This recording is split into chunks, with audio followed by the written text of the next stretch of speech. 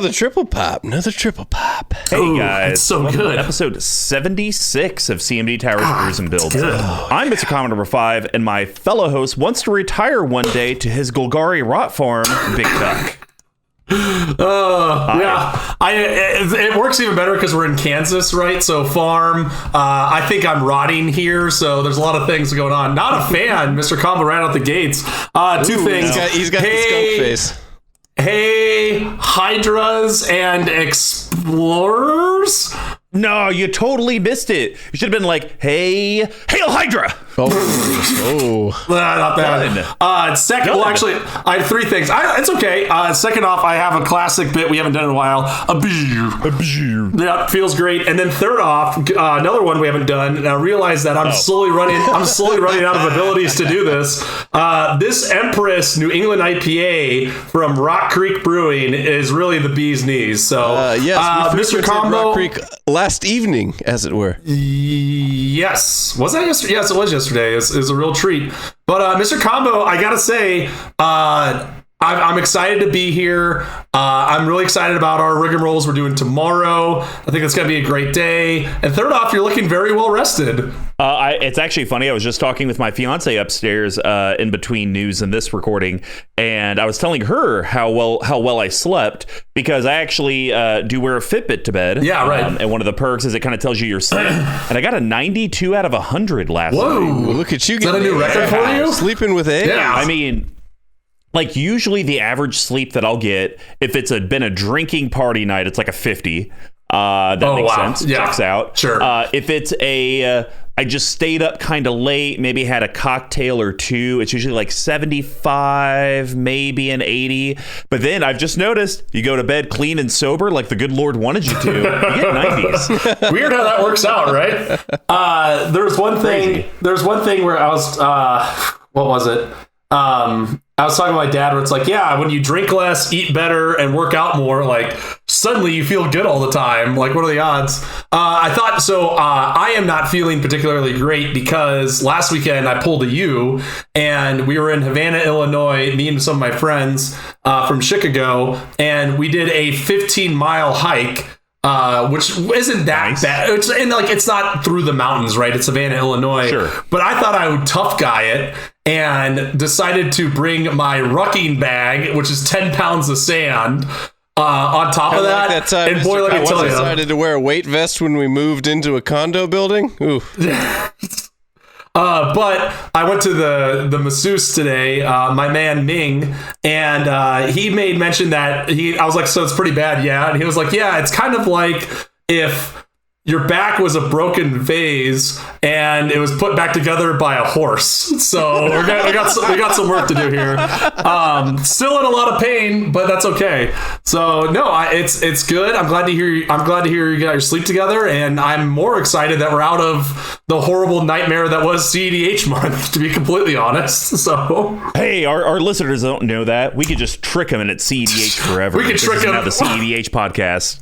We could trick them, and then the 2 lost episodes are actually the next 2 in a row. These are the ones that we're banking. And call it CEDH and then call it casual EDH. Casual. Ooh, I like go. that. Dig it. I think that's it. That's all I got.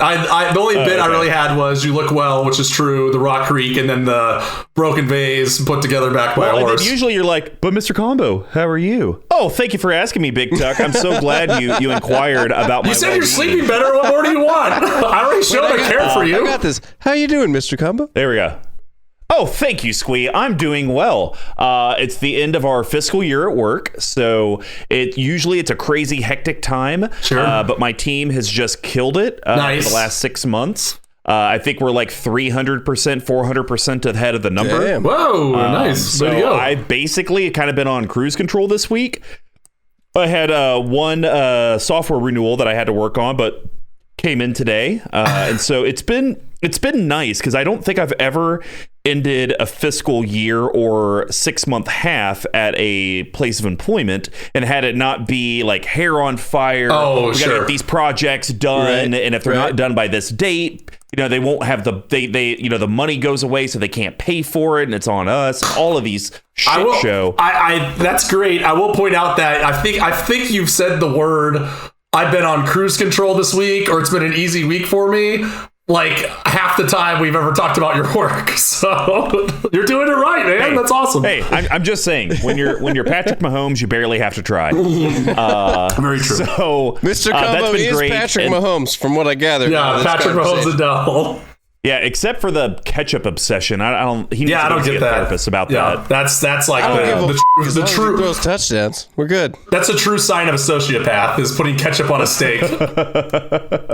But as BigTuck alluded to, super pumped for tomorrow. It's going to be very exciting. We're going to watch some TV. I don't know if we're going to remember much in the second half because apparently I'm making blue and green milk. From That's your own damn fault. You don't have to do anything. You brought it up. I know, You brought because it I'm an up. idiot, and I thought you would see the joke that it was, and not take me up on my own stupidity. Well, you're going to have to suck on it. Yeah, facts. So I'm excited for that. Even more excited this Saturday, as long as I wake up alive, which I guess you could only wake up alive. I guess you can't wake up dead. Correct. What about vampires?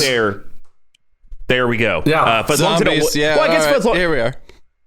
I can wake up as a vampire as long as I'm the shiny, sparkly kind from Twilight. Now, Perfect. the question is, if you're dead already, did you wake up, or are you just dead and Open your eyelids. seeing? I think you wake up. I mean, you were asleep, and then you woke up. I think that's a thing that we should probably ask System of a Down Chop Suey. Oh, sure. Okay. Anyways, so we're actually touring, me and my fiance, the very first wedding venue that we Oh, looked at. awesome. Looking at that this Saturday, going to the Kaufman Center. Dang. So very that's nice. Starting off Yeah. with a bang. Pretty. That place is sexy. Yeah, it's 90% our place. 90% sure we're going to book it. No. It's just we have to go, obviously do the dance, Yeah. figure out availability because we have to balance it between For those us playing and the home game, performing look artists. at the Kaufman Center online. Yeah. That wedding is going to be gorgeous. That place is amazing. I was gonna say, it makes sense now why you can't spend $15,000 on Magic cards in the coming year. Yeah. I even kind of joked with my team today. I was like, hey guys, we did great this half. I need another 6 months because I got a hell of a wedding to pay for. Well, guys, thanks for tuning in. And as always, with that Manolith commentary, there's Squee McGee from Rich Chaos Records. What's up, I'm Squee? Wait, I didn't do it right. I added breath into my I didn't squee. like that. I was trying to do a pre breathy squee. I'm over that. It was when he was you just got done running a 5K. That's the squee you're doing. Oh, it's me, guys. How you doing? Hey everybody, how's it going? I promise I'll play Magic again. It's gonna happen. I'm gonna do it. I'm gonna be back in the game. I have the cards. I have the utility. I have the decks. We have the power. Power. I'll have the time. It's coming to a hopefully table near you. A spell table near you, if you will. Well, if you guys want to know more ways to support the CMD Tower team and all the content we put out, just head over to our sponsor, Level 1 Game Shop. They sell everything you need, tabletop accessories, dice, playmats, rigmaroles. Yes, they do have those packaged in nice Ziploc bags. Plus, they do sell tons of singles and sealed product. And they are the ones that help out with the monthly giveaway, so you should go hook them up because that's just the good Samaritan thing to do. Yeah. But if you would actually like to help us out financially, continue to upgrade equipment, continue to get new giveaways for our patron community, head over to our Patreon. Obviously, that's the community. Patreon.com/CMD Tower. 4 different pledge levels, and rewards vary from just getting access into the Discord, and you probably heard this last Tuesday, deck therapy for just $1 a month, all the way up to our top tier where you get literally every piece of swag we have come out with and every piece of swag that we come out with in the future. If you can't afford a monthly perspective, but would still like to get your hands on said swag and help Mr. Combo's fiance go a little less insane because it declutters our home, you should head over to cmdtower.com/merch. We sell everything on there. You could put special requests in. So if you'd like us to, for example, sign your playmats or sign every single sleeve. No, we're not doing that. Yeah, I was gonna say that sounds like a lot of effort. I would say dependent on the circumstance, I might sign 100 sleeves. Well, the bad news is if that's your request, you're only getting Squeeze signature. So Hey, it's he's the man for the You job. don't want BigTuck and Mr. Combo signatures on your card. They're not great. Facts. No, they're not. But, you can go on there and buy all the stuff. Definitely helps us out. So definitely do that. And hey, can't buy anything, can't do Patreon, that's okay. We still love our peeps that are ballers on a budget. Just share the content you're watching and listening to, because every little bit of interaction from the collective does help. And of course, we want to give a big shout out to Pink Royal for the music provided at the beginning and the end, and our video editor at t.coates on Twitter. Tyler is just a fantastic editor. He always is trying to improve. So if you're watching this on YouTube, leave little comments. Let Tyler know what you would like to see the Brews and Builds episodes turn into. And hey, new month, new giveaway. Stay tuned till the end so you can learn what that giveaway is and how the hell you can enter. So Brews and Builds is our deck tech series. Since we conquered the path of 32, we've moved on to the endless themes that EDH can bring us. Each month will be a new theme, and we correlate how those decks are constructed, similar to how a beer is brewed. So we broke it down into 4 different categories. First one's ramp and setting your board state. That's grains. Yes, and grains are the foundation of every beer. They include both base malts and specialty malts, usually in a 60-40 ratio. This helps with the color, the taste, and most importantly, the alcohol content of a beer. Decks always need ways to grow, stabilize, and ramp into your bigger threats, and just like a grain profile, they're usually a mix of staples and specialty cards. And then we have, how does your deck actually interact with your opponents? Because you're not just playing solitaire. We call that hops. And hops give the beer its patented bitterness and herbal floral flavors. They grow in a variety of strands and help distinguish subcategories like IPAs, specifically the Ella, Mosaic, and Simcoe hops that make this into a New England-style IPA, the Empress from Rock Creek Brewing. Hop choices help clear and interact with the board so your deck can ultimately do what it wants. And then we have, how does your deck truly win the game? Which this deck, it's kind of interesting because it's not, it kind of is just stapled on the commander. Right. How about yeast? Yes, and yeast are the living microorganisms that eat the sugar from the grain and poop out alcohol and CO2. It adds alcohol content in the carbonation. Without yeast, you'd be drinking flat sugar water. Without yeast cards, your deck wouldn't meet the goal of actually winning the game. And then we have shenanigans. These can be pet cards, synergies, alter the broods that are in the deck that are just kind of fun. We call that spice. Yes, and not every beer has them, and most decks shouldn't have alter the broods. But spices and other additives help separate a normal stock beer from a specialty one. It could be the pepper that turns a stout into jalapeno stout, or the addition of hops that turn an IPA into a double IPA. Not every deck has something that makes it pop, but if it does, this is where we generally talk about it.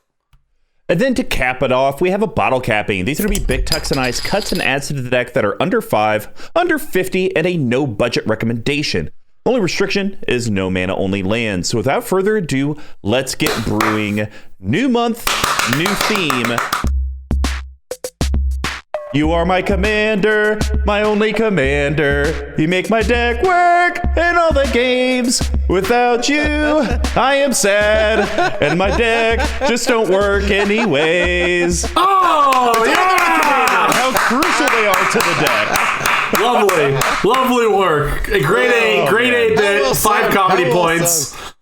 Yes, this is beautiful. BigTuck is starting us off with Zaxara, X gonna give it to you. X gonna give it to you.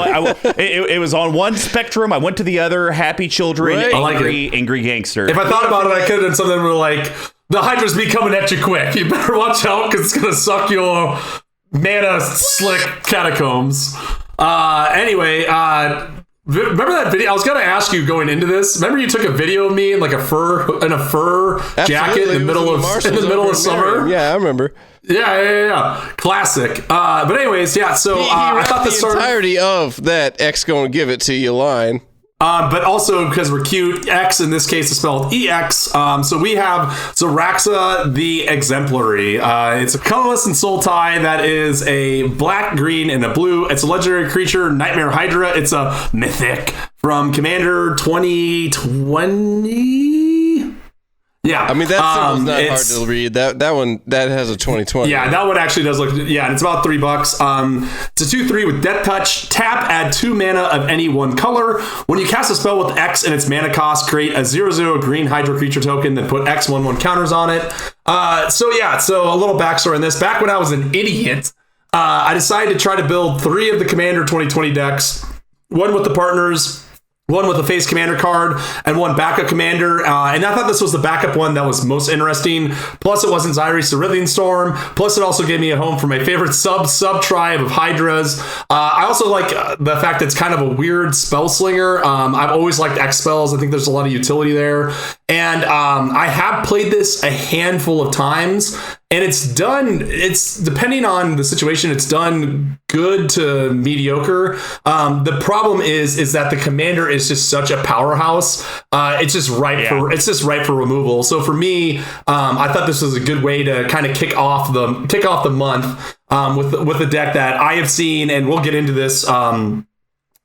Patron of the show, M. Nance, also has one of these decks, and he's played it quite a bit more than I have when I've been around him. So I've kind of seen some similar trends that we'll get into. But Mr. Combo, have you ever played? I don't know if you've played against this one with me in particular. Yes. Not you. Actually, you know what, Tuck? I think I have played against you with this deck once. Like literally one time when it was almost basically a pre-con. Yeah. But I have played this deck a few times against You're on Notice Hamburger Demon Poop. I'm pretty sure it's you that does that. Thin ice, if you will. His was filthy. Really? At one point, he had like 7 or 8 XX Hydras out there. Oof. Oh my God. It was just so dumb.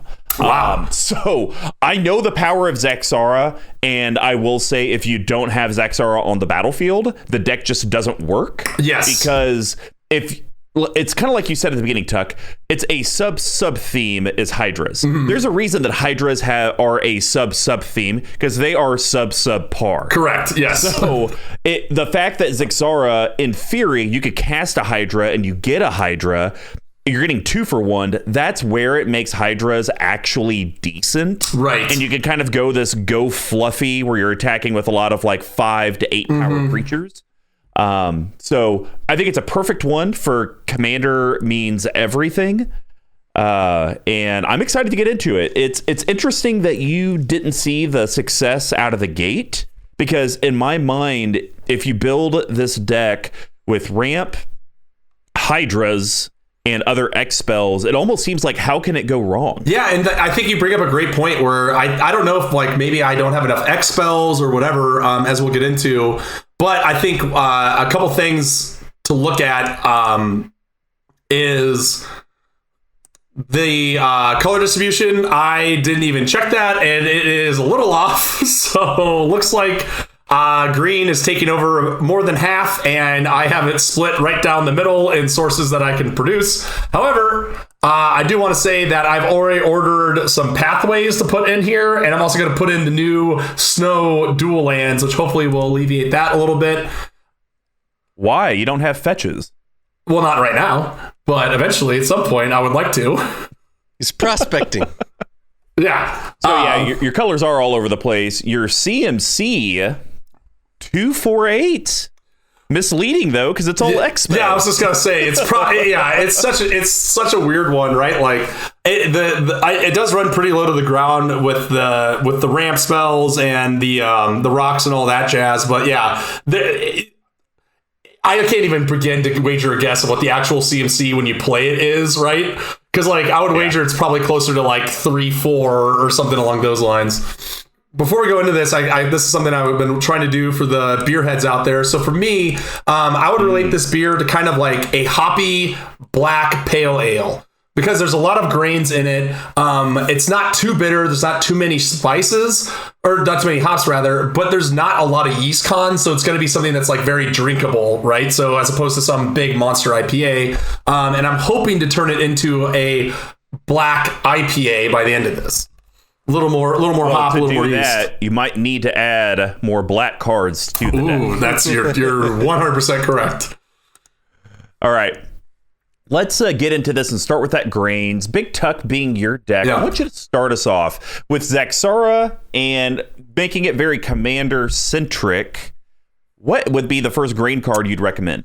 So the one I like, there's been some discourse on this card on this series of tubes, if you will, about it being some sort of staple or rather standard. I wouldn't quite go that far, but I think this is probably underplayed. I'm talking about a Planeswalker right out the gates, and it's my old girlfriend, Kiora Behemoth Beckoner. Behemoth Beckoner. Yeah! You didn't give me a signal! What the hell?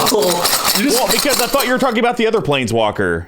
That would be a staple or standard for this because it has X in it. Oh, that one. Yeah, fair enough. He was in your head, and you were in his head, and then he was. Our brains just smashed.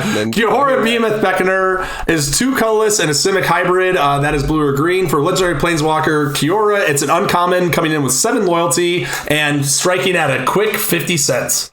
Whenever a creature with power 4 or greater enters the battlefield under your control, draw a card and -1 untap target permanent. I mean, honestly, dude, that static ability is why I think it's a staple for Zaxara decks. You think it's a staple? Okay.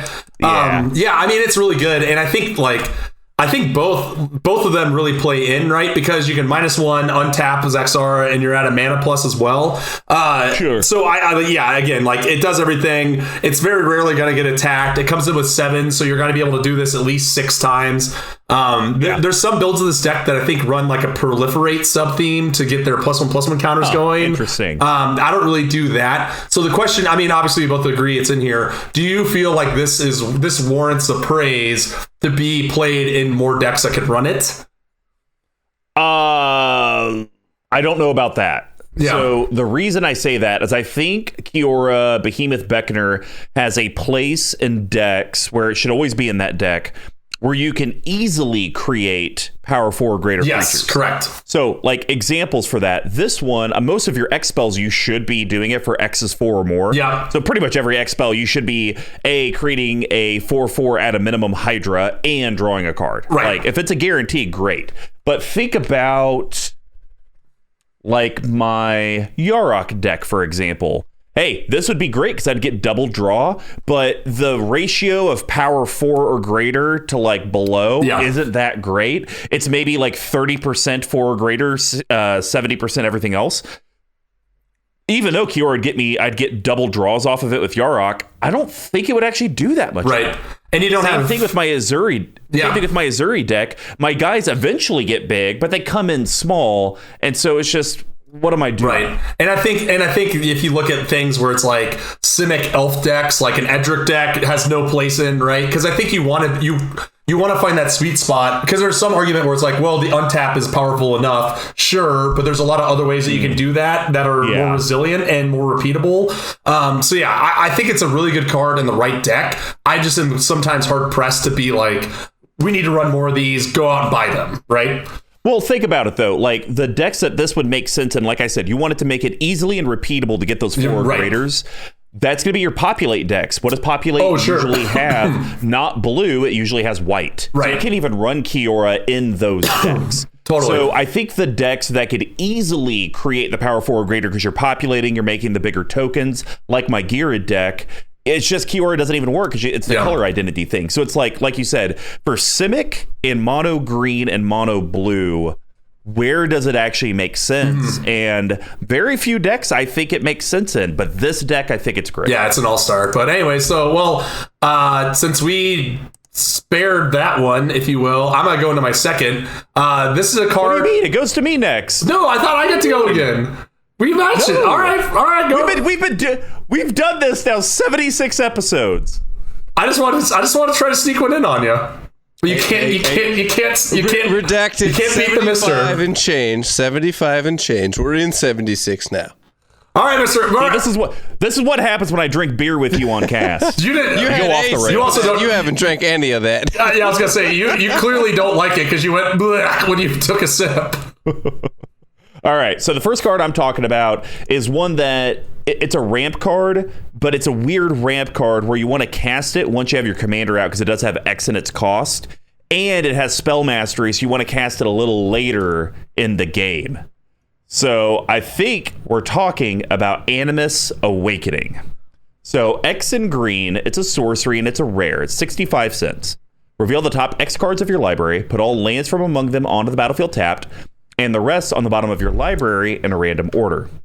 And then it has spell mastery. If there are 2 or more instant or sorcery cards in your graveyard, untap those lands. So I really like this because you do run 38 lands. Very proud of you. You're very much on the high end on the land spectrum where usually you and I run. Yep. So you're gonna hit a lot of these. And I think this is a card that sometimes I could see a Zaxara deck caster on turn 4, turn 5's here, and it's just like, I mean, I guess I could do one of my Hydras for X is 3. But like, I don't want to waste it. Like, this Hydra would be better if it was X is 6 or 7. But you know what you're not going to shy away from? Hey, X equals 4, because a lot of Hydras sometimes will have like a double pip. So for a single green and 4, yeah, I'll look at the top 4. Maybe get a land or 2. You know, that's an excellent ramp. And now I got a 4/4 Hydra. And then your top end, I mean, hell, you could cast this super late game and probably make it a game winner. Oh, I'm going to do it for X equals 15. Make a 15/15 Hydra, probably get 8-9 lands out of it. Oh, and by that point I have spell mastery, untap all of my lands. Oh, ready for my next big X spell. It does great for that early-ish mid game, but I think it's top end. It's a ramp card that you might want to wait till turn 8 or 9 to cast. We are going to be talking about this at a later point in the podcast, and I have No, we're not. I have a reason as to why.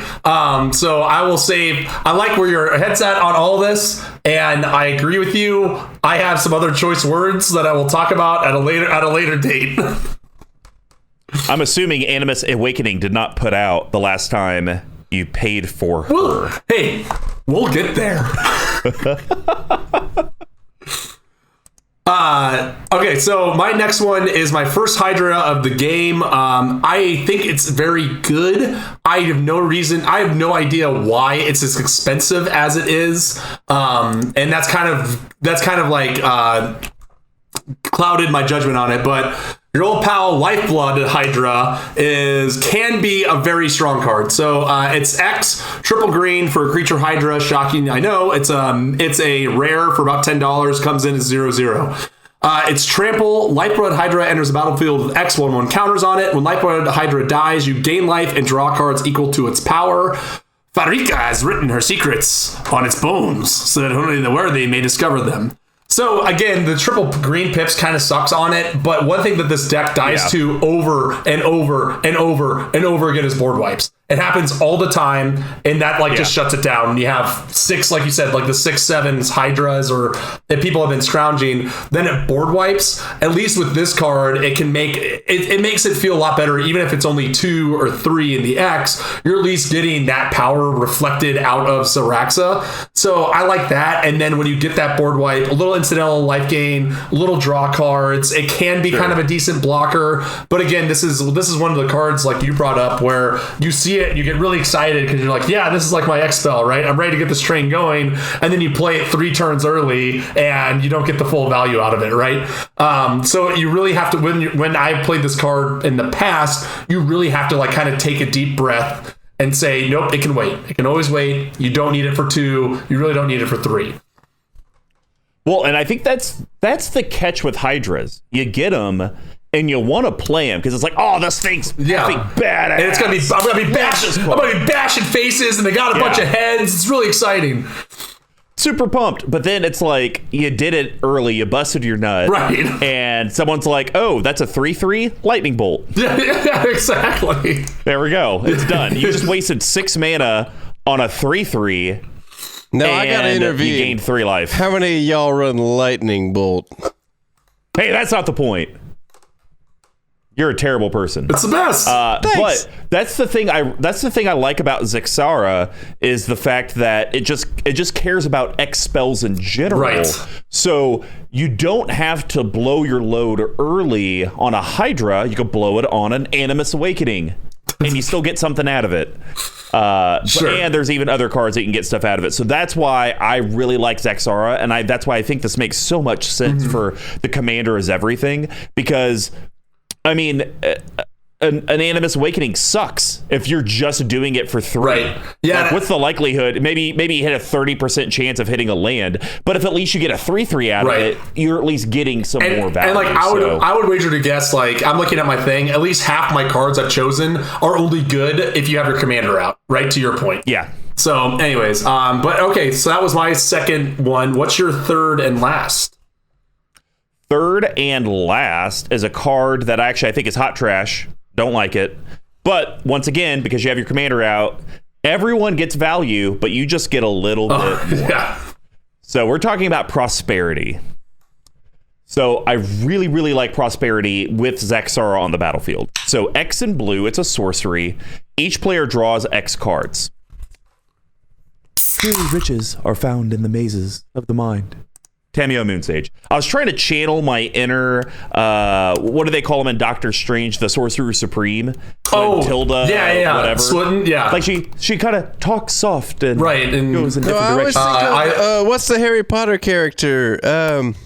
She's blonde. LaFleur? The girl banging in the bushes? What? Oh my god! That was not with you guys. That was on this weekend. There's a character in the Goblet of Fire who fucks a Gryffindor in the bushes. It's in the books. What? No, I'm talking. Okay. Oh, what is her name? Oh, she's the main character in the movies. LaFleur? No, LaFleur's the one who does the banging. That's her. It's the other blonde one. Oh, really? Yes. All right. Well, back to the focus. So I hate these kind of cards where you're putting in all the resources yourself and your opponents just get benefit. But the fact that you could also get a whatever Hydra out of this is massive. Because yes, you guys just drew 9 cards. I drew 9 cards and I got a 9/9 Hydra that now potentially you're gonna have to waste resources on. Yeah. Maybe you drew like nothing. Maybe there's like some sort of a tax effect on draws with your opponents. Right. You may run. There's a lot of things that Prosperity could do. Do I wish it was an instant speed like Blue Sun Zenith? Absolutely. Yeah. But we'll take what we can get. And I think you hit the nail on the head on all things. The reason why I run it is it's only one blue to go, right? There's another one where you just draw the cards, and I'd rather do this just to save the extra mana to get that bigger of a Hydra. It also is a card that you can buy a turn or two if you're like, guys, I'm going to do this thing, but you guys are all going to like it, so it's okay. Just to kind of grease the wheels and get them moving. Oh, I guess we're on to my last one. I am talking about a card that we were both white hot on, Manascape Refractor. 3 colorless, came out in the same set. I think it came in the intro deck, about 223. It's an artifact, enters the battlefield tapped, has all activated abilities of all lands on the battlefield. You may spend mana as though they're a mana of any color or to pay the activation costs of Manascape Refractor's abilities. I still think that this card has a huge top end. I will tell you this, I have not once in the history of playing this deck drawn it, playing it, seen it in the top 5 cards when I lose. So I have Cabo just screaming over here. He's ready. I want to like this card so much, and I think it's so cool. I think it's very interestingly and coolly designed. I have no data on it whatsoever. Yeah, so here's your data. Look at the lands you have in your deck. None of them do anything with this card. But I am guessing, so when I play this card, I'm guessing someone else is playing something cool. You should not be gambling on the fact that someone else out of 300 cards has something that's cool. But a lot of people run Nykthos. A lot of people run Cabal Coffers. Some people... Nykthos would suck for you. You're mainly generating tokens. A lot of people. I'm just saying the options are limitless on this card. I have none of them. So this is one that I just want to bring up. Again, if I get around to playing this deck more now that I'm trimming my decks down, maybe it'll make the cut, but I had to bring it up. It's the only copy I have, and I still think it's cool. Yeah. We aren't talking about this card later because unfortunately we don't do 4 cappings, and there were just 4 other cards that I thought were more trash. Fair enough. All right, guys. Well, that's going to wrap up the grains. Now we're going to head over to the board state and hot profile. I'll kick this one off with a card that I find very cute. Ooh. Little bit of counter magic, but you also get a little Hydra out of it. We're talking about Condescend. Yeah! I know you like this one. X and blue, instant. It's an uncommon, 40 cents. Counter target spell unless its controller pays X. Scry 2, which Scry I'm not really that big hot on. I don't even. Oh, is this Jace? I don't know. I think it's some nameless wizard, Harry. Oh, okay. Thank you. Don't you start. Don't you start.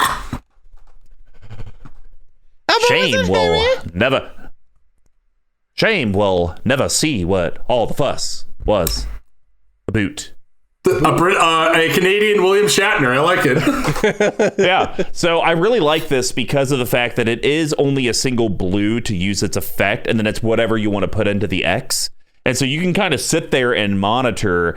And I don't think your opponents are going to be thinking of a counter spell with X. Right. I think they're just going to be thinking like, oh, could there be counter magic? Well, probably not. He's running an X spell deck. Like maybe there's a counter spell in it or whatever. Okay, let me try to bait it out, nothing, and then maybe the person before is like, okay, like, or the person after them, let's do it. Tuck doesn't have anything. He has 3 mana open. Pay all my mana, do their massive spell. Hey, condescend for 2. I'm going to scry 2, make a 2/2 Hydra, and you got to pay 2. Oh, you can't? That sucks. Yeah, sucks for you. Sucks to be you. Many moons ago, back when you were fledgling this game, you were a big fan of these X counter spells, right? And I think they obviously work in this deck, but I will say this, because there has been times, and there was one where I was playing with Sir Brian, where this time I intentionally sandbag him so that he would lose. And I cast this, I think, on like turn 2 to stop someone was going berserk with their ramp, and they were just exploding, and I just stopped them flat out and scryed 2, right? So again, that's like more the edge case, and the argument there is you could have done that with a counter spell or whatever. There you go. But the fact that late game, like you said, this can also this also plays into the commander, which again is the crux of the deck. Yes. That's why you'll see a lot of these effects, including one that I'll be talking about just here in a minute. Ooh. All right. Well, Tuck, why don't you start us off? What's your hop? So I have slammed all these in here, and they're modal cards, which we all love. And the way that I distinguished if they were grains, hops, or otherwise was by the effect that I would use the most. Okay. This one is the sole exception because both of them are strictly hops. Okay.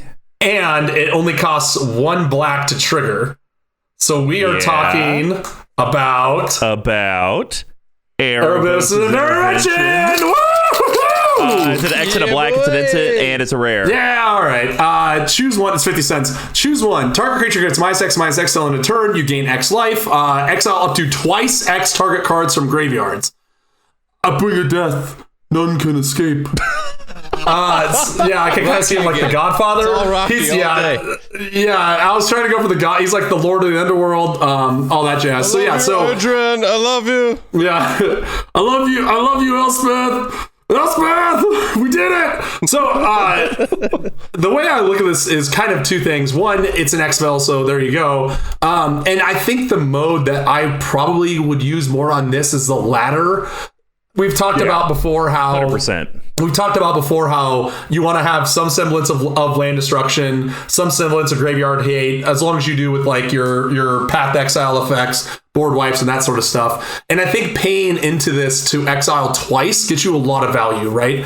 The fact it's instant speed lets you do things in response to reanimation targets, and as always, best case scenario, you're going to get some beefy Hydra out of it as well. Yeah, the reanimation thing was the point that I was going to make. This is perfect being at instant speed because you got your Marin players, terrifying Tyler. Yep. You have your Carador players. Yeah, Mr. Combo. And we're trying to do our thing. And yes, you could do it in response, and then we could try to do our effect again. But the nice thing is you wait and wait until they choose that target. You cast this for, I don't know, X is 4. At a low end. Okay, I'm going to exile 8 things. Okay, I'm going to get rid of the thing you were targeting. Well, what would be the second thing you would target? Probably that. Okay, you don't have any more targets? Let me go to another graveyard and exile that stuff. Oh, you have Genesis in there. Hey, let's get that out of there. I don't want you paying 2 colorless green to do that. You have Wonder in there. Hey, you don't get flying anymore. So I like that it's not target cards from target player's graveyard. Right. So you can kind of spread it around and flex it, and being at instant speed, you can now react instead of having to be proact. And I think you brought up something that might be lacking in this deck, or something that I didn't even think of. You really, unless you're playing Hydras, I think this deck really works. I think this deck really works in an ideal state as like a kind of control style deck, right? Where you're either playing giant Hydras that need to be answered on your turn, or other giant X spells that are creatures or otherwise. But then you're holding up that instant mana to get those Hydras on other people's turns to then have them untap and start swinging in. So yeah, I completely agree. This whole cycle here just does complete work. Well, that was your first, my second. I only have one card left to talk about. See, Tuck, that's how we do it. If we match, it just goes back to the other person like it was supposed to. Duh. And I guess that's a lesson I learned for trying to take control. Take control. Yeah. Hey, this isn't the bedroom. You weren't allowed to do that. So the next card I want to talk about is another counter spell, and it's one of the original sinks of Power. Power sink. Yeah, we did it. This one's wild. Didn't y'all talk shit on Godfather for playing this card? But he's not also playing an X deck. So Right. X and blue, it's an instant. Fair. Okay. All right. This is a cheap one. I thought I had one of these lying around, and I was hoping it was one of those like ones that haven't been reprinted that are worth money. Sure. It's not. It's 34 cents. All right. Counter target spell unless its controller plays X or more. If he or she doesn't, tap all mana producing lands that player controls and empty his or her mana pool. It's pretty. It's pretty. Yeah, it's kind of a dick card. And I'm trying. Like I had to reread this like 4 times. And it's a strat that you go low, and then if they want the spell, they have to like. They like what? Okay, so someone's. So here's the line. Yeah, help me out here. You do it to what they can afford to do. So what's their peak? Unless you really don't want the spell to get cast. Then okay. If you don't want it to get cast, then you outbid them. Right. But I think what you do is it's kind of like if you and I are in an auction, Tuck, and we both have $20 in our pocket, and they say, "Hey, here's a magic card. It's down to Mr. Combo and BigTuck. BigTuck has the advantage, so Mr. Combo, you have to beat his bid, but he has a chance to match it." And I'm like, "Okay, $20 bill." And Tuck is like, "Well, I don't have $1 more in my pocket. Do I want to pay the 20? Yeah, right. And then you say, "Oh no, thank you." And then the person's like, "Hey, by the way, Mr. Combo took that 20 out of your pocket." So so you got it anyways. Yeah. I see what you mean. That's literally what it is. It's like you make them pay to what they can if you don't care about it, and then it's like, well, you either do it or you don't. You're gonna lose yourself. Right. Yeah, like you make them like you build it as such as like it's gonna cost you your entire turn to play the spell. Do you want to do it? Right? Yep. Yeah, okay, yeah. So anyways, again, as discussed, this is one that you can kind of sneak away with in the early game if you wanted to, but in reality, this is a reactionary card when someone tries to board wipe or someone tries to blow up your commander. I don't run a lot of things that keep him protected or can bring him back. So yes, again, not a great card. I don't think I have a normal counterspell in here. I think I just have these Bizarro X ones. Well, I'll say this though, Tuck, to kind of correct what you just said. This is a good card if someone's trying to get rid of your commander or board wipe, because then you could count their lands and say, okay, I'm going to outbid you by 1, right? So that way you can't pay for it. But if it's something else, say their own prosperity or something, right. Nylea's intervention, their own migration path, that's where you could just do it to what they could pay for, because hopefully that doesn't tap you out. That just I see what you mean. Yeah. And then you still get an XX Hydra out of it. And you made that person tap out to do that one spell. Yeah. Okay. That's where I really think it has all upside kind of blow out this deck. Sure. Kind of blow up potential. Yeah. So again, this is another one that I've never been able to play with. So I haven't had to run into these sort of, I don't have much experience with it, but yes, that all tracks. All right. Well, keep talking. We love hearing that voice of yours. Oh, that timbre. And your lexicon. Ooh. So what's your last I do have a rich vernacular. This is so if anyone is playing Clone, stop immediately, because there are just a million better options, and this is actually one of my favorites. So Altered Ego is a blowout card in my opinion. X, 2 colorless and Simic, that is blue-green. It's a creature shapeshifter. This is 0/0. It's a rare from Shadows of Innistrad for $1.36. Oh, excuse me. Altered Ego can't be countered, and then it enters the battlefield as a copy of any creature on the battlefield, except it enters with an additional 1/1 counters on it. I mean, there's not much more to like here, right? Obviously, these clone effects are great. They're some of my favorites in the world. It gets bigger, especially if it's on something that is a Hydra or something along those lines, and it gets those additional counters on it. So again, I think a lot of times you want to play this against other people's things, but if you already have, if you have happened to steal another deck, which I guess this can't do, or if you have one of your own big Hydras, anybody can steal a whole deck. I've never heard of that card before. Well, you might want to change your door code tonight, my man. So anyway, there are a few cards in this deck that are worth copying that just can go off very quickly. But most of the times what you're going to do is you're going to copy the best creature on the board and create a Hydra and have that creature come in even stronger. So I like this card a lot. The fact it's resilient just does a lot for the mana sink, especially because it's the exact same mana as the original clone. Yeah, I mean, I'm going to be honest. I'm not that hot on this card. I'm really not cutting it. Yeah, it's just because if you think about it, I get it. It is any creature on the battlefield, but your deck makes big, filthy creatures, but a lot of them are 0/0. Right. So really, this is just a Hydra that costs 4 plus X instead of just 1 or 2 or 3 plus X. Right. So if you're doing it on your own, right? Yeah. And so that's why I'm not that hot on it. I get it. You could make a copy of a Shieldred or a Jim Cataxis or something filthy, and that'd be really, really cool. But I think there's...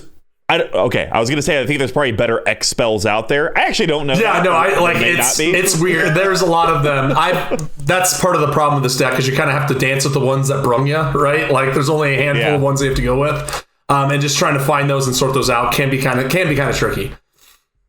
All right. Well, I think that's going to wrap up the hops. Now we're going to head over to yeast. And because we do this in order, I started the last one. Now it's BigTuck's turn. So BigTuck, what's your first yeast card? So this is another Hydra. And this is one of the ones that you don't have to pay an X into. And it just does bonker stuff in any deck it's in. We are talking about our old pal, Colonian Hydra. 3 colorless green for a creature Hydra. It's a mythic. It's a 0/0 trampler. When it enters the battlefield with 4 1/1 counters on it. When it attacks, double the number of 1/1 counters on each creature you control. Even Baloths fear its feeding time. And rampaging Baloths also fear our feeding time, because we eat that card for breakfast, lunch, and dinner. So again, this is one of the few ones that really play kind of against, like, there's an argument to be made that you could put another Hydra with X counters in it.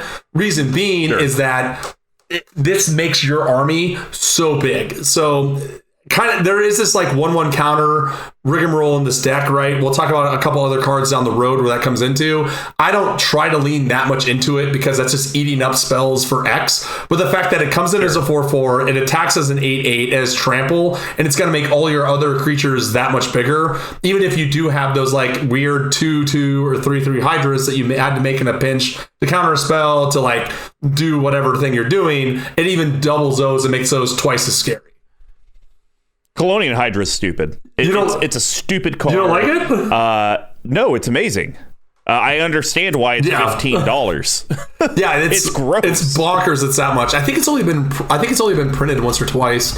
Well, and I think probably the spike is we've had more +1/+1 counter or counter support in the last like 18 to 24 months than I think we've had probably in the previous 10 years. Yes, right. And also, but don't be worried, guys. This price is guaranteed to fall because this was one of the cards on the list, and people are just cracking those like crazy. So yeah, Colonial Hydra, just a one-man wrecking crew in this deck, and honestly in most decks that it's in. All right, so my first yeast, this is actually part of the Goad's math deck with his partner commanders. So it's Golgari. It's a colorless. It's Rayhan, Last of the Abzan. Which so good. Confuses me. Isn't Abzan a color combination? Yeah, it's this, but it's this with white. There we go. I don't know. Human Warrior. It's a mythic. It's a 0/0. Rayhan, Last of the Abzan, enters the battlefield with 3 +1/+1 counters on it. Whenever a creature you control dies or is put into the command zone, if it had 1 or more +1/+1 counters on it, you may put that many +1/+1 counters on target creature. So obviously all of the tokens you make are tokens with counters. So as people kill them, Rayhan can just move them over to whatever you want, left, right, and center. It's kind of like Forgotten Ancient, but on death instead of upkeep, which I really, really like. Yeah, and I luckily had one of these lying around from when I bought out the precons for it, and I never found a deck for it, so I put it in here. I think it's really good. Again, never drawn it, never seen it in the bottom pile. It's never gotten killed, so I have no idea. But there's just no way. I think even with this, the way the deck's built now, I just can't imagine a way where this card is bad, right? Yeah, there's no way. Because you know what? Here's the worst case scenario for you, Tuck. You pay 3, you cast Rayhan, you move to change phases, murder. And it's like, okay, I guess I paid 3 for you to waste a removal spell. Right. And works for me. And if you have another creature out like your commander, you just dump it onto him, and now you have a 5/6 Death Toucher. So it's like, all right. I mean, this is worse because you got hit by the worst removal spell in the game. Yes, exactly. The most grossly overplayed removal spell ever. Probably paid for by the worst mana rock ever. Hopefully. Manolith pays into murder, which creates a token, which triggers. I'm still getting you on this cancel train, Tuck. It's cancel 2021. So Manolith pays for murder, which gets canceled, which causes a token to be created, which triggers Altar of the Brood. That would be literally my nightmare. I would probably just quit.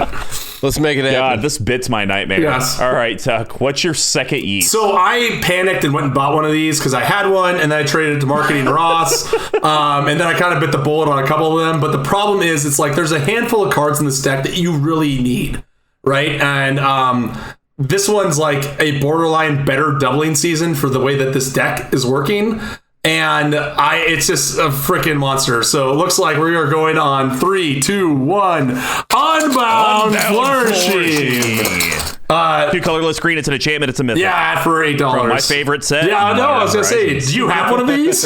You have to. Of course I do. Yeah, you probably opened 3 of them instead of whatever the chase was at. Tattooed on your back, or like a tramp stamp or something. That's what's going. I already have a tramp stamp. The MH is going in the last square on your arm.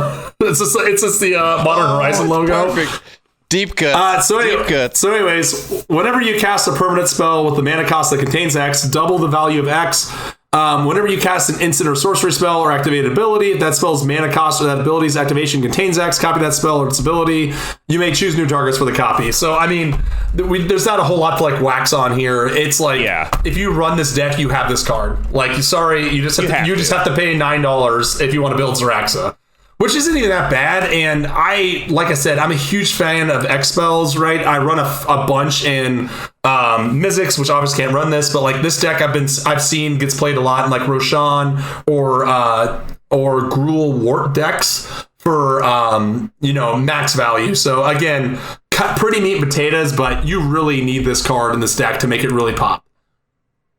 Yeah, well, I mean, look, you don't have to have it in the deck, because that's like saying that if you do tokens, you have to have doubling. Oh, yeah. You don't. But is it going to make your deck work a billion times better? Right. 100%. If only you had ways to tutor it. You know? I think you only have, one tutor in the deck? Do I even have that? Yeah, diabolical. Oh, that's it, yeah. What are you going to do? I mean, put more tutors at the deck. Look, we're solving one problem at a time here. First, I need to figure out what the deck is. Then we'll figure out ways to figure out how to get those things to turn the deck into what it is. All right. Well, we're moving on to my last one. The card makes you wealthy, but it does it in an evil way. Oh my god! How can he not? This is villainous well. I'll even let you ramble it off. Thank you. X and. Oh no, I lost it. Hold on. Okay. Wait. Are you sure? Oh. I can finish it. Then you just have to read the whole big block. No, of text. no. I can do this. We just talked about it. Shut up. Damn it. All right. I forfeit. All right. X and Sultai. That is black, green, and blue. Damn it. It's a sorcery. It's a rare. And it has a whole paragraph of text at 50 cents. Target opponent exiles the top X cards in their library. You may cast any number of spells. I even have 2 of these Sultai decks. You may cast any number of spells with converted mana cost X or less from among them without paying their mana cost. Gold buys death. Death earns gold. This is probably in my top. The best card in the deck. Oh yeah. Oh, but that by a country mile. This is like probably in my top 10 favorite Magic cards of all time. This is a very you card. I just love it. Like, it's so high variance, right? Like, a lot of people will try to cheese it and do like infinite loops and whatnot. I'm not into that. I want like 10 and we're good. Or actually, we talked about this before. What did we agree? It was like 10. 10 being the X, right? Yeah. Because then the only thing you're missing out on is the top right. end Eldrazi's. Which anything 10 or less, you should be good. So yeah, if you put 13 into this, you're happy. Right. And this card, I mean, like, I will go as far to say this. And I don't know what year or ever if we're going to get to soul tie staples. In my opinion, this is a soul tie staple. If I'm running these colors, I want this in my deck. Even if you're in the 4 or the 5 color? No, hold on. I'm trying to think what the other ones are. What other ones? Like the other color combinations that go with it. So red, white. So what's a red one? We don't need to go into I don't know what they're called. Okay, so but no, so the white one would be Atraxa colors. So okay, that's fair. Don't need it in that.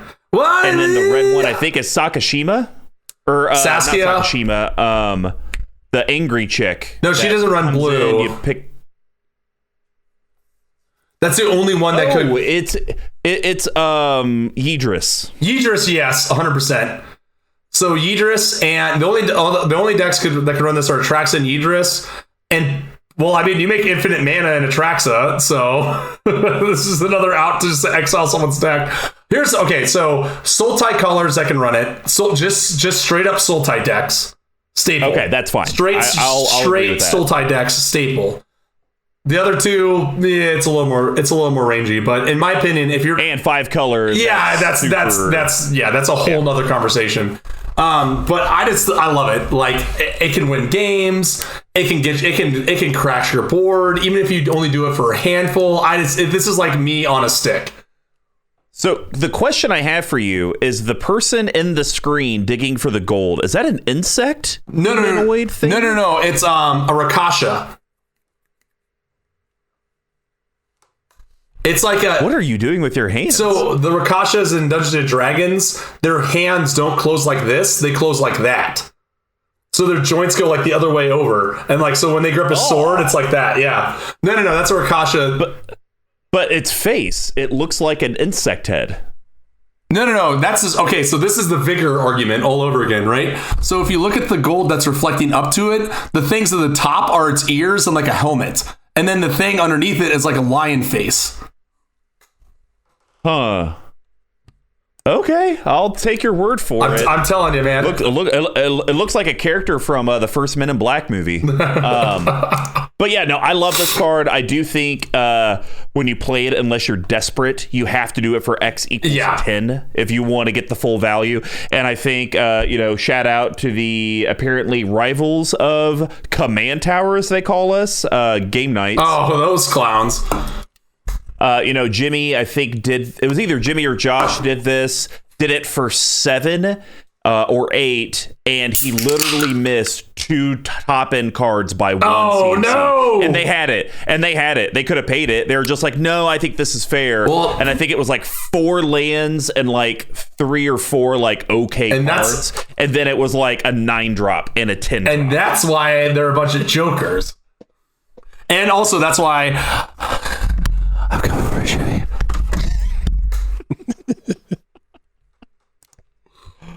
All right, guys. Well, I think that's going to wrap up the East package. Now we're going to head over to Spice, and I will kick this off. There's a 25% chance that BigTuck and I picked it, but there's a 100% chance he did not pick this because it makes infinite mana. So we're talking about Freed from the Real. Surprised you have it in the deck. Listen. You don't like this stuff. Listen, don't get me wrong. This is a coward's move. Full stop. Oh, by the way, you having this in the deck gave me lots of ideas for the cap. Oh, no! Just wait. We're getting gross. No! I knew I should have cut it. You did this to yourself. It's an enchant creature. I don't even know if I read the CMC, but it's 2 colorless blue. Pay a blue, tap enchanted creature. Pay a blue, untap enchanted creature. When a strong mind moves, form and energy shifts to heat it. Yeah. Okay, it was phrased weird. I didn't like it. Anyways, it's coming out of a block. What do you expect? None of it makes sense. Yeah. Can you type a question mark into the accent notes for that voice? I think that's that great. Needs to be. So what you're basically going to do is you're going to tap your commander for 2 blue, use one of the blue to untap it. You got infinite blue mana, and then you can even go so far as to, I didn't even need the blue mana. Well, now I'm going to start tapping it for black, but using my infinite blue to untap it. And you just go on from there. I do think, though, you need ways in a deck that has X spells to either your Zendikar Resurging, your Mirari's Waking, your Nykthosing, your Nyx Bloom Ancienting. You need ways to get big black daddy mana, as the boys at Commander Cookout call it. Indeed. You got to do it, because you can't just rely on land drops and your few pieces of ramp. Right. I get it. It's busted and broken, but I'm all here for a 3-card infinite combo. That's the thing. Well, and the reason why I have it in here is because there's really only, like, if we're being honest, 2 to 3 cards that even matter when this goes infinite, right? Like, a lot of the spells we talked about, okay, I can counter a spell, and you have to pay infinite mana for it, right? Or Torment of Hailfire. That's what I'm saying, where it's like, now that we're kind of past here, it's like Villainous Wealth, Torment of Hailfire, and Hurricane are really the only ways you can do it, right? And Hurricane, you end up killing yourself anyway, so you'd have to stop at some point. But like that's kind of why I've been okay leaving it in. Like you said, I only have 1 tutor. And I will say this, playing against M. Nancy's deck, just total proof in the pudding. He had his Zerax out. He was waiting and kind of behind. He played this. I killed it. He lost the game. That's it. Yep. So yeah, like it's like kind of greasy, right? It's greasy. So it's so greasy. It's kind of like a White Castle bag. They got your order right because you could see through. Yeah, exactly. So yeah, so I'm okay keeping it in just because I have no other way to get it, right? So it's pretty much top of the deck. Well, you do have 1 tutor. Right, but usually that tutor's going getting like Zygoth Crystal or something else to bail me out. Jeez. All right, well, what's your spice? So I'm going to the complete opposite end, and so this so encapsulates our personalities, right? Because you chose the greasy one, and I chose the one that is dripping with sweat. As soon as this card got spoiled, I was so excited. Simic Ascendancy. I love it. Colorless, green and a blue. Simic. I got a story for you. Real quick before we dive into the card. Everyone's gonna love this. Story time. I didn't with talk Combo. about it on MT. I didn't talk about it during MTG Action 4 News this last Tuesday, but I actually played my Persistent Petitioner Azuri Claw of Progress deck. I almost won with Simic Ascendancy. Oh! I had 18 counters on it, and day 2 finally blew it up. Well, and that's like part of the problem, right? So colorless and Simic put a 1/1 counter on target creature you control, which I guess you can do with infinite mana, so there you have it. Whenever 1 or more 1/1 counters are put on a creature you control, put that many growth counters on Simic Ascendancy. At the beginning of your upkeep, if Simic Ascendancy has 20 or more growth counters on it, you win the game. So again, I really don't have any way to abuse this, but I just love it that like this is like the backup win con. This is the surprise I win card in this deck, and I've never even gotten close. I win con. That's good. Yeah, I win con. That is good. I write that down. I'm gonna write that down right now. Just because I saw this, that definitely is not going to end up in the bad bit bayou. But anyway, yeah, so I think I've only cast this once. Most people, what happens 90% of the time is that they just wait till it gets 15 or 18 and then they just blow it up, right? Yeah. There's beast within it or whatever. But still, like, the chance to win off that, especially as I continue to refine this down to cards that have X that are instants, to be able to play this, people don't know, they're like, okay, we can wait, then bang, play a 10 drop, you get there and go off. It's just again like Villainous Wealth. It's just me in a nutshell. So the thing I'm confused about, why don't you have this in Yeast? Literally, your deck its kind of sole purpose is to play X spells with your commander on the battlefield to then create 0/0 Hydras with X +1/+1 counters. It seems like a yeast opposed to a fringe card like a Spice. I would agree with that. The only reason being is that like people see. The only reason why it still stands in Spice for me is that people see this coming from a mile away. Like, as opposed to some of your other yeast cards that you can kind of win on when you cast them. As soon as you cast this, unless you have the perfectly turned sequence, it's either going to sit there and do nothing or immediately get blown up. At least that's been my experience with it. So it's a card to win the game for sure, but I don't have the proof again or the data to put it into the yeast category. Understand. Well, guys, that's going to wrap up the Spice package. Now we're going to head over to the bottle capping. And as a reminder, it's going to be BigTuck's and I's cuts and adds to the deck that are going to be under $5, under $50, and a no budget recommendation. We just can't talk about mana only lands. All right, BigTuck, why don't you start us off? What are you going to cut? What are you going to add for under $5 hairs? Okay, so I talked about this earlier, and I agree with you that I want to love this card, but I have been burned from this card literally every time I played it. We are gonna burned more than the. We are gonna cut Animus Awakening.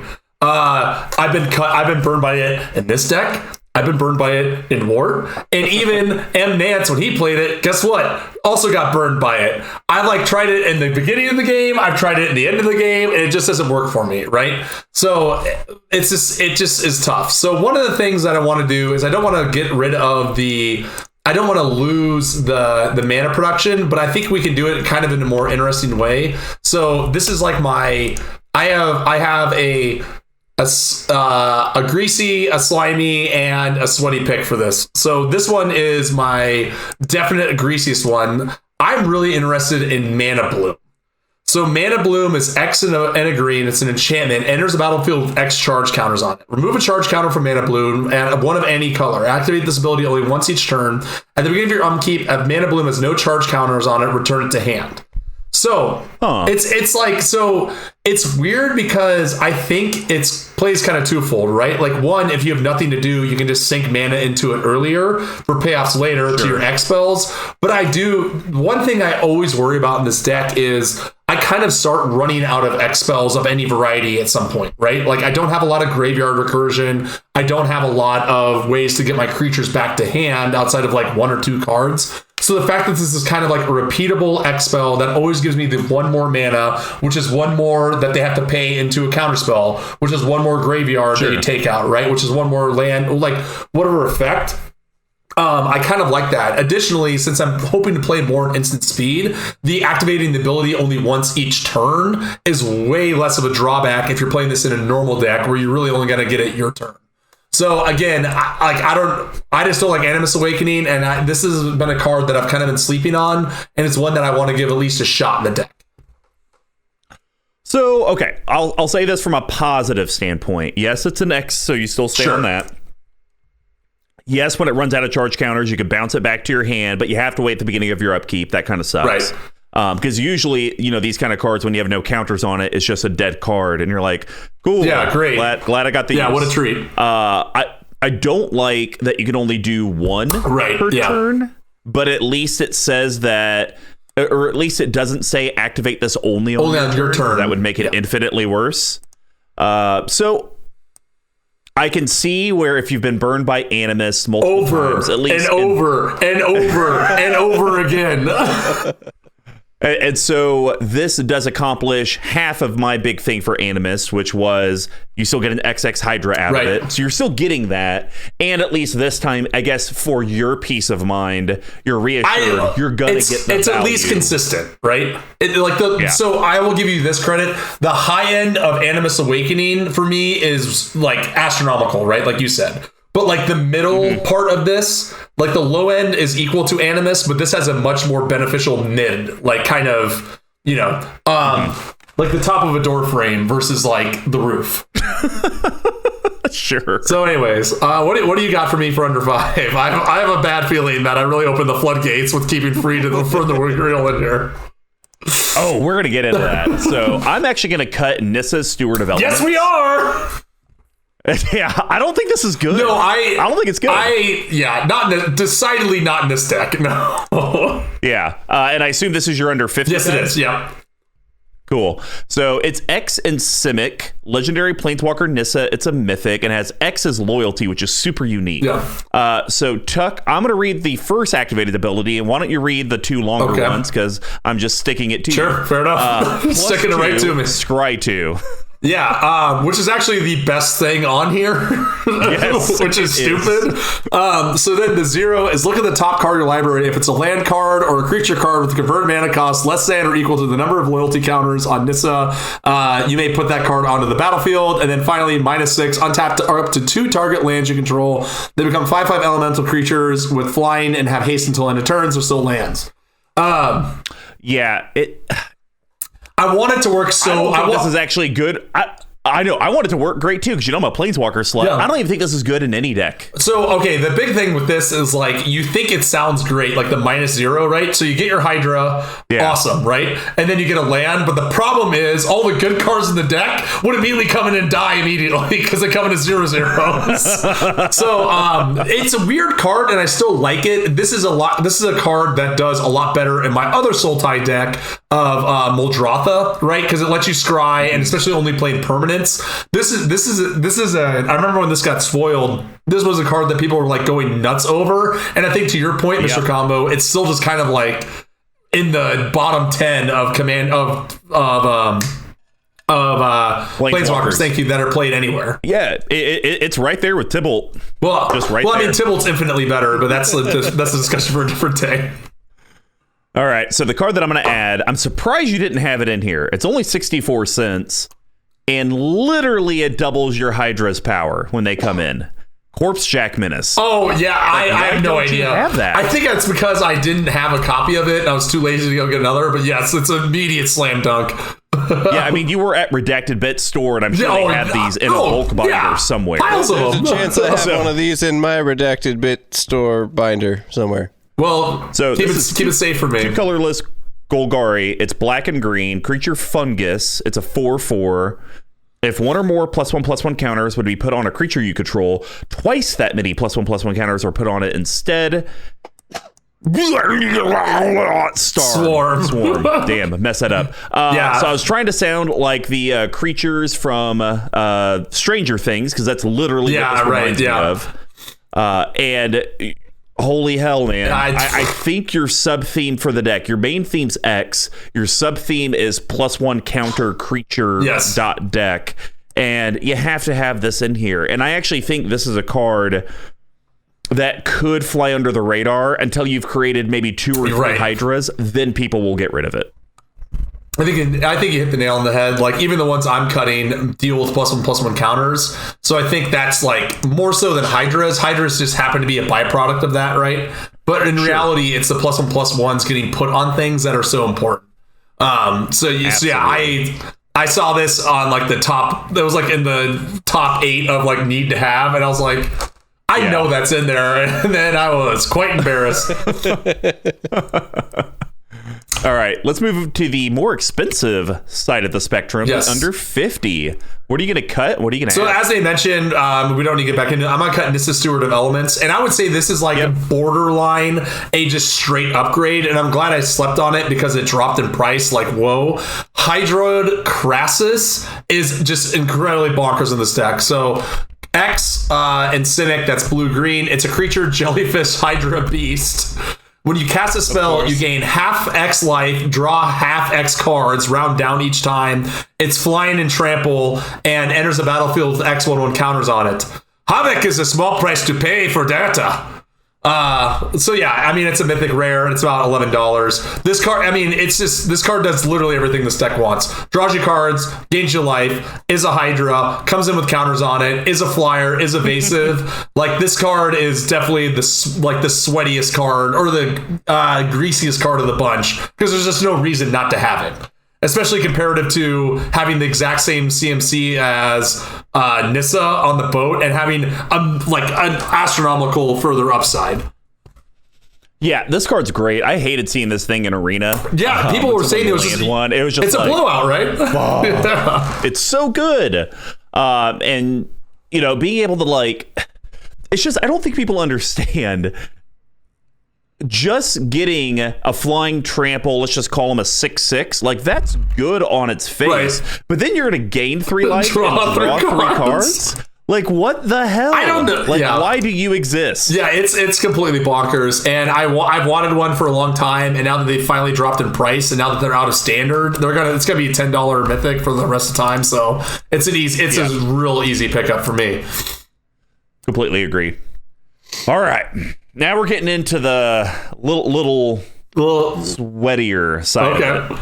And I'm gonna start challenging you on how you've built the deck. Okay. I'm here for it. I like this card a lot. It's not that I don't like the card, but what your main thing your deck's trying to do with Zaxara, this card sucks because you're always going to impact your board in a negative way. Oh, I already know what you're gonna do. Gaze of Granite. Oh, I was gonna do something else. Never mind. X black green sorcery. Destroy each non-land permanent with a converted mana cost X or less. Golgari Reclaimers resent the Gorgons, begrudging the loss of so many fine nutrients locked away in stone. Good. So yeah, does not matter what number you do for X, you're going to destroy your board because you're going to lose all your tokens. You're going to lose every single one of your Hydra tokens that you spent all of this mana and X spells into. I love the card, but any deck that has a big token theme, you cannot run this card. I'm right there for you. I just am like the two Golgari ones that I'm the sucker for. Well, 3 rather is this Pernicious Deed and then the OG Vraska. And I think I just got blindsided and was like, oh, I'm running Golgari. I better slam this in here as fast as I possibly can. But this card's infinitely better. Okay. It only costs 1 mana to play, and it's a newer card from Ikoria. The Ozolith. Oh, yeah. It makes so much sense. No, that's my... Is that what it is? That's the one that's a little slimy. So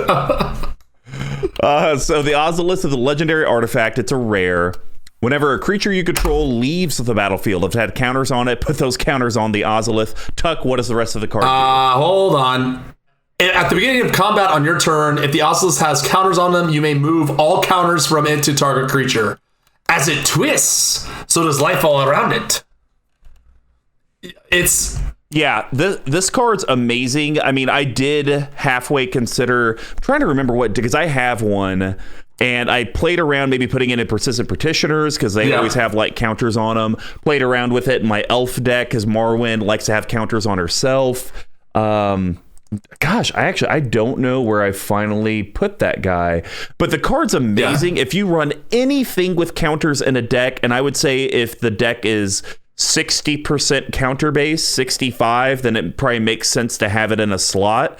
Your deck, honestly, you only win off of creatures with counters unless you get your infinite mana thing with an X spell. So 100% of your strategy is counters. Yeah, I agree. And like just to make sure that we're not like repeating ourselves, I'm gonna put this into. I'm just gonna cut a land for it. Like 30. I think 38 is a little too much for this deck. Especially with the ramp it has and everything. And I think dropping a land for the Ozolith that's only a 1-drop is just an infinite. It's just like an infinite improvement. It's just so good. I think this was at some point kind of expensive, so that's one of the reasons why I didn't put it in. But now that I'm not buying products, I don't need to sink $300 a month into booster boxes. It's a lot easier to be like, okay, Hydroid $7. Yeah, right. Like the Ozolith and Hydroid Crisis in this deck for $18 is going to make it like 5% better if I ever draw either of them, right? So Ozolith, all of this is just such a great inclusion. All right, well, you guys heard that was BigTuck's personal recommendation as well. So I'm the only one left. Ooh. It's crazy how that happened. Now, before we get into this, as if I planned it. Where's this next one coming in on the sweaty, slimy, greasy scale? Oh, it's greasy. Oh, it's super greasy. But I think it's actually pretty great. Good. So I want to cut Harrow. I don't like it. Crop rotation's a billion times better. Harrow, not so good. 2 colorless green, instant, as an additional cost to cast it, sack a land. Search your library for up to 2 basics, put them onto the battlefield and shuffle. If they weren't basics and it was just 2 lands, I would have actually cut the Manascape Refractor instead. But you have all of 13 basics in the deck. There could be a time where you have Horror and you don't have any basics to grab, and that's going to suck. So get rid of that. I don't think you need it because, oh man, Cultivate feels so good.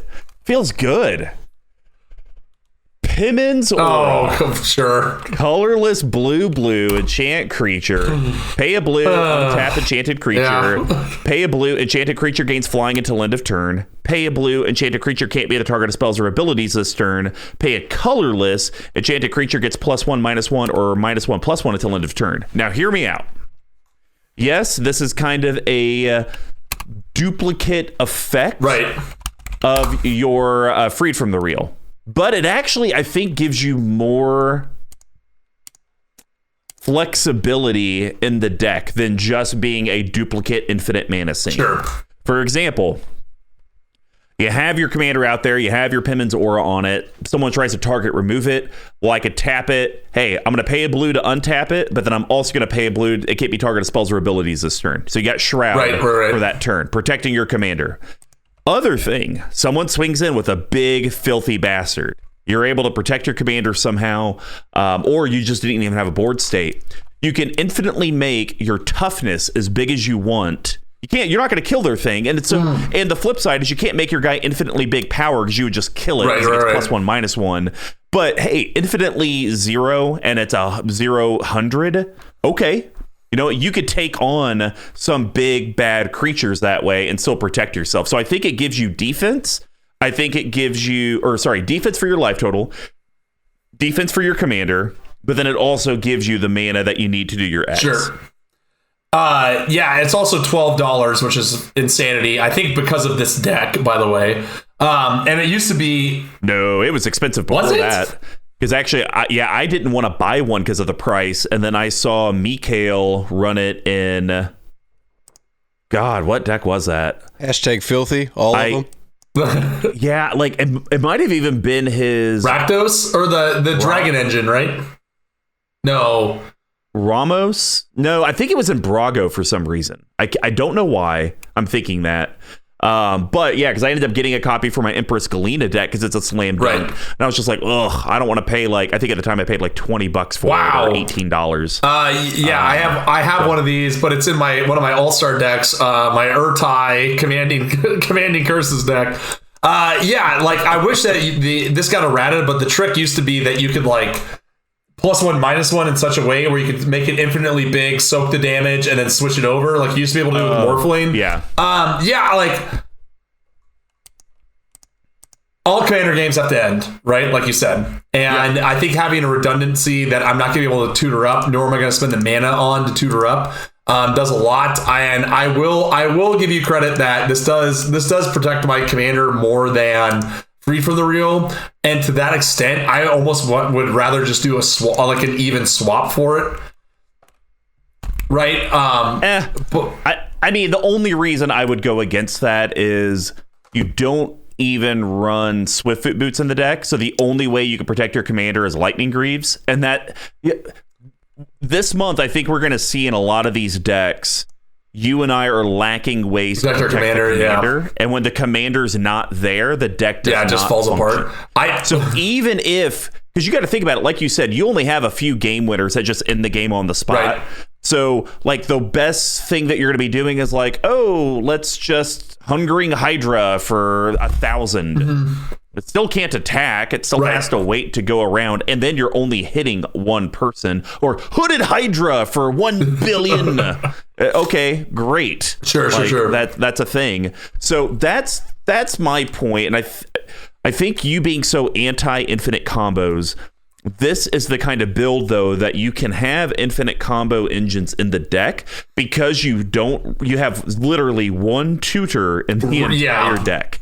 Yeah, I agree with that. So the fact that you would have to waste your tutor to go get Freed from the Real or Pimmons Aura, still cast your commander, and then by happenstance have get Villainous Wealth or Tormented Hellfire. Yeah.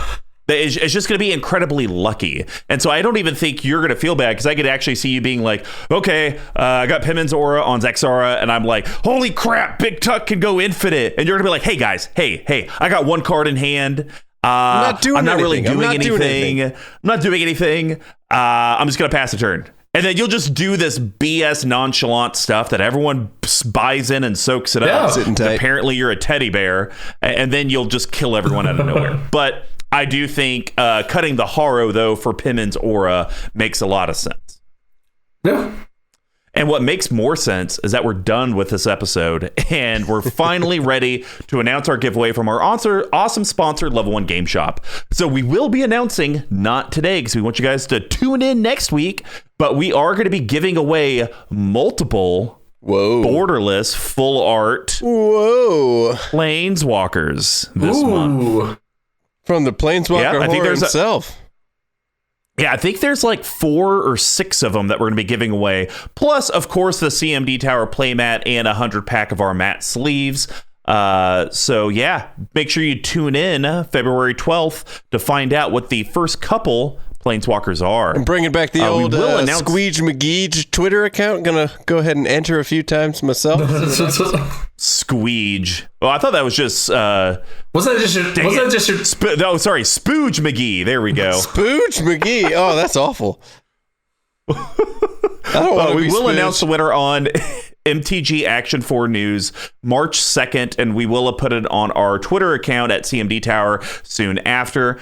You get an entry for every interaction you guys do with us on social media. You get the most things, though, by being part of our patron community, because we do reward those with extra 10, 50, 100, 1,000 entries. So it's kind of hard to lose if you're a patron, and our patrons have been cleaning it up. So definitely go join for even just $1. And yes, these giveaways happen every single month. It just kind of depends on what Level 1 hooks us up with. But we would love a 5-star feedback on whatever consumption platform, whether it's a YouTube or a podcast. If you enjoyed this, if you hated it, you still leave 5 stars, but then leave a really distasteful review. It'll really confuse people. They'll be like, is he a masochist? Are they really into like the negativity? I don't know. Maybe you are. They're gonna post 5 stars and then say Manolith is great. Yeah, man. Well, we just know that'll never happen. Icy. Another guy. It's Icy Manolith or whatever. That's the new hotness. Icy Manolith. Ice Manolith. Dun dun. Dun dun dun dun dun. Ice Manolith. Maybe a first degree murder. Ooh. And now we're in cancel culture. Okay. So if you guys want to find out more ways to enter into the contest, here's how you can do that. You can reach me at Mr. Comma number 5 on Twitter. I'll spell that except for the 5. BigTuck. While you're still alive, where can people reach you? Still alive? What's that supposed to mean? Because like almost every other podcast, you're like, well, I'm still alive. I haven't died yet. Oh yeah, right? well that is very accurate. I'm trying to throw the boys from Chi-Town off my scent. Well known for their magic love. I'm still on the Twitter at BigTuck tweeting. Yeah, I don't know. I wish I could say something where it's like I feel like the Twitterverse is a healthy place to start getting back into, and then like this whole GameStop rigmarole is making a nightmare out of the social media. So, oh my god, that makes me so happy. It is. The whole thing is, it's great. I think my bigger issue is I just get sick of. I think my bigger issue with I just get sick of people talking about the same thing over and over and over again. It's like, yes, I understand what's going on. I don't need to see 17 new memes. However, I will say that if I didn't have Twitter, I wouldn't have seen the Ducachino tech thing, which made me very happy. So it does have its merits, I suppose. You can reach our main account at CMD Tower on Twitter as well. Basically, all you got to do is type in Condescend, Manescape Refractor, Deadly Tempest, Tower.com. We will have the deck list posted at cmdtower.com/BNBE76. BigTuck will have the article up, and you should go check it out. He puts a lot of work into it. He even tries to do a funny little picture or GIF at the top. Mm-hmm. Squeeby Key, if people want to find out, get a hold of you and your Manolith commentary, how do they do that? Oh, you can find me on Facebook or Instagram at Rich Chaos Records. You can find me at, well, minus the at, but at Dear Squee at cmdtower.com. It's a wonderful place. You will find zero news at Dear Squee at cmdtower.com about anything at all. because it is not a news channel. It is not a social media. It is in fact an electro. Send me a message, and I will send you a message right back. Other than that, there's no status. I'm not going to tell you how I'm doing on there. If you send me something, I'll respond. That's it. Other than that, let's go GameStop. 2,000% up. Keep going. If you guys also want to support the show as well as hook up our sponsor, just head over to level1gameshop.com. When you place an order in the order notes, just type in CMD Tower so they know that you came from the collective. They do sell everything you guys need. Like I said, they are awesome people down there in the River Market of Kansas City, Missouri. And, you know, they put a lot of effort in. I can't wait till we can actually start doing takeovers. Oh, man. I can't wait. That. Like that would be fantastic. Which is a weird thing to think about, but anyways, whatever. Oh no, you can. It's the BO of the people in the store. You can taste it on your tongue. Yeah.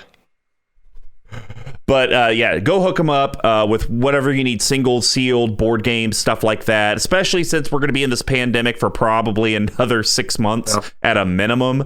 Go get some board games. Actually, maybe don't just keep playing Magic cardboard rectangles with people online. Play a board game with your roommates in person. Buy thicker cardboard rectangles. Yes. There we go. But if you would like to actually help us out financially and help us upgrade equipment, be able to get you guys new giveaways, better prepare for that CMD Tower sweater, Christmas sweater, or holiday sweater, whatever, for next holiday season, head over to our Patreon, patreon.com/CMD Tower. With all the different tiers from just $1, $5, $10, $15, $25. I'm sure I just made up a number there, but that's okay. You should definitely go do it because it really does help us out. And just getting access into our community Discord is a treat. Let me tell you, I can barely keep up with it, I damn set Dude, it up. It's wild. It is wild. Which is great. I mean, we appreciate it. Yeah. Every couple of days, awesome. there's a new meme, and I was like, somebody just memed a photo of me on something I said, and I don't even remember saying it. I'm very confused. And then I look at it and I read it, and they're all goddamn hilarious when I go back and listen to what I actually said. Well played, everybody. Well played. Yeah, and one of the cool things, guys, is that we usually invite the other content creators that appear on Brews and Builds into our community Discord. So you can hit them up. MTG Lord of Lees, Mr. Dana Roach himself, the Commander Smiths, both Mr. Ben, even though Adam's never been on here. He doesn't deserve it. Scum. But, had to do the family discount. Speaking of Scum, Mr. Bevers is on there. You can yell at him all the time. He loves that. So yeah, feel free. Absolutely. 100%. Plus, you get those additional entries into the monthly giveaways. And Pink Royal, we always appreciate the music that we've been using for over a year and a half. Will we ever change? Probably not. We are Family Matters. And T Coates, YouTube editor, fantastic job, like always. If you guys need any video editing projects yourself, just hit him up on Twitter at T Coates. He'd be more than happy to check it out. So, BigTuck. Zaxara, Zach's gonna give it to you. Gonna give it to you. How do you feel? I feel better. I feel a lot better, to be honest with you. It's still a deck that I'm still trying to find I'm really still trying to find its identity in my pool of decks to play. But I think, some slam dunks like the Ozolith, that's gonna be great. Hydro Colossus, like we talked about. I think there's going to be a lot more room to kind of play around with once I get some more cards into it. Obviously, the mana needs some help. Things like Manascape Refractor that are probably cute can probably just be cut for Cultivates and Kodama's Reach. But I think it will kind of help smooth it out. So I think when I built this deck, I was kind of like digging through the bottom of the barrels of like what I have available to build with. And now that I've decommed so many decks, I have piles of normal cards lying around that didn't before. So I think just taking a long look in the mirror about what I'm trying to do with it will definitely help smooth it out and make it a little bit more fun to play. No, that totally makes sense. This deck is cool. I'm hoping you make some of these changes. I will say I am personally hurt. You didn't mention Pimen's Aura. I mean, the card's just so great. But I do. It's weird. I want to see this deck once you've improved it to see how much better it is. But I'm also scared to death because I have seen Hamburger Demon Poops, and it does poop all over my hamburgers, and it's not enjoyable. Now I need to go poop. Mike out.